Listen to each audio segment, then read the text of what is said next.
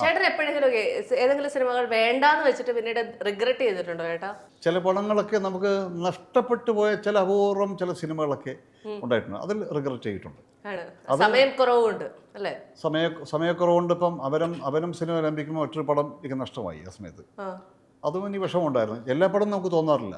ചില പോയ ഒന്നും നന്നായും തോന്നാറുണ്ട്, പല പടങ്ങളും നന്നായും തോന്നാറുണ്ട്.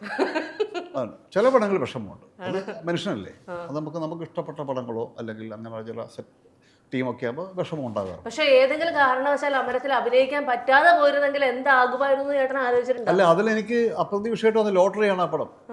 അത് മറ്റൊരാളെ തീരുമാനിച്ചായിരുന്നു ആദ്യം. അങ്ങനെ പല പടങ്ങളുണ്ട്. ആയിരുന്നു. എന്റെ അയാൾ കരയുണ്ടാവും ഇപ്പോ? ഇല്ലില്ല, അയാളെ വെട്ടിട്ട് ഞാൻ വന്നൊന്നുമല്ല. പിന്നെന്താ പറ്റിയതിന്?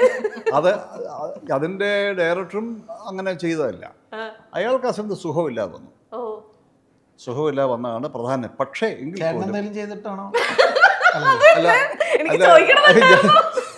അല്ല, അങ്ങനെയൊക്കെ പിന്നീട് തോന്നി ചെയ്തിരുന്നെങ്കിൽ എന്നൊക്കെ തോന്നിയില്ല. പക്ഷെ അങ്ങനൊന്നും അല്ല പക്ഷെ സംഭവിച്ചത്.